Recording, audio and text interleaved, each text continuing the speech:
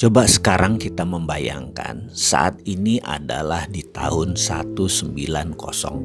Apa yang kita bayangkan? Kita melihat apa itu peta dunia, geografi dunia di tahun 1900. Apa yang Anda lihat? Asia masih di tempat Asia, Afrika masih di tempat Afrika, Amerika masih di tempat Amerika. Tapi ingat, di tahun 1900 ada 100 negara belum lahir. Indonesia belum lahir, India belum ada, Cina bahkan belum ada. Lalu apa bentuk peta dunia di tahun 1900? Kita semua tahu bahwa peta tahun 1900 berbeda petanya dengan saat ini. Karena peta dulu adalah berbasis kolonialisasi. Jadi wilayah Asia di sini misalnya wilayah jajahan Belanda, kolonialisasi Inggris di India, di Afrika, Belgia, Portugis, Inggris, Perancis dan lain sebagainya. Jadi peta dunia ditentukan oleh peta kolonialisasi. Lalu terjadilah suasana yang di setiap saat di tahun 1900, setiap saat negara Eropa itu yang melakukan kolonialisasi di mana-mana, hampir perang di semua wilayahnya. Belgia hampir perang sama Inggris di wilayah tertentu, Portugis hampir perang sama Perancis di wilayah tertentu,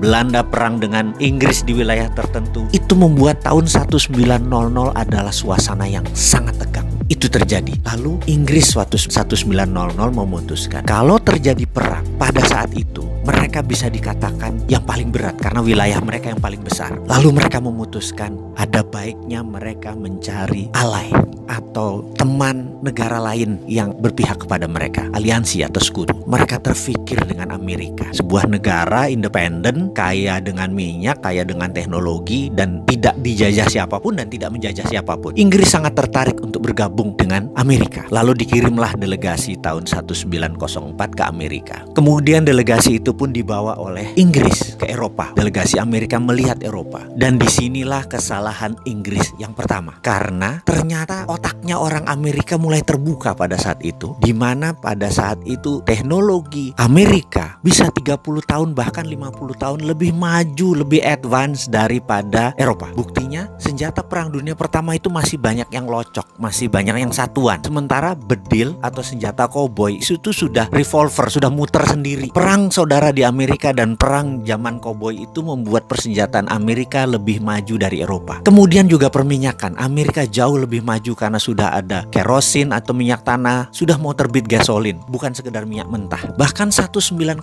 1 jam Amerika bisa menerbangkan pesawat dalam New York Festival 1906. Eropa masih belum tahu apa itu dengan pesawat terbang. Apa yang terjadi oleh Amerika? Ternyata sejak saat itu Amerika punya grand plan, ingin menguasai dunia. Caranya dengan membuat Eropa hancur. Ini menarik karena itu perang dunia pertama terjadi, Amerika memang bantunya kecil, memang ingin hancur. Kemudian puncaknya sewaktu 1933 begitu Hitler Nazinya sudah mulai menguasai Jerman dan sebagian Polandia, dia sudah mulai menyerang. Amerika diajak masuk itu oleh Inggris untuk membantu Eropa adalah di 1939. Amerika nggak maju-maju banget, setengah-setengah hati aja. Kenapa? Karena memang Amerika ingin Eropa hancur. Lalu full Amerika mau masuk adalah ketika mereka melakukan strategi yang luar biasa, di mana di tahun 1944 mereka mengadakan meeting di kota kecil di utara Boston yang namanya Bretton Woods. Di kota inilah mereka mengontrol orang-orang negara-negara perang tadi, diundang dan dikatakan kita tidak inginkan ada perang dunia ketiga. Jawaban mereka kompak, tidak mau. Karena itu harus ada 3 hal yang harus mereka lakukan dan mereka setuju. Nomor 1, dunia harus mempunyai currency. Currency dunia itu haruslah dolar. Mereka tidak bisa bilang apa-apa, tapi delegasi Perancis keluar karena marah. Tapi apa terjadi begitu Perancis diserang lagi oleh Jerman? Delegasi Perancis pun pulang lagi dan menyatakan oke deh, setuju. Akhirnya sepakat currency dunia adalah dolar. Kedua, kita, kata mereka, harus mengontrol ini dengan menciptakan World Bank. Mereka pun setuju. Dan ketiga adalah punya IMF, International Monetary Fund, untuk mengontrol dana tadi. Mereka pun setuju. Semuanya itu kantornya di Washington, artinya memang di bawah Amerika. Bahkan kalau voting right, suaranya Amerika tuh 26% di IMF. Dan syarat untuk disetujunya sebuah resolusi harus 75% suara. Alias dengan kata lain, kalau Amerika tidak setuju, resolusi IMF tidak pernah keluar. Artinya IMF memang milik Amerika. Begitu mereka menandatangani, barulah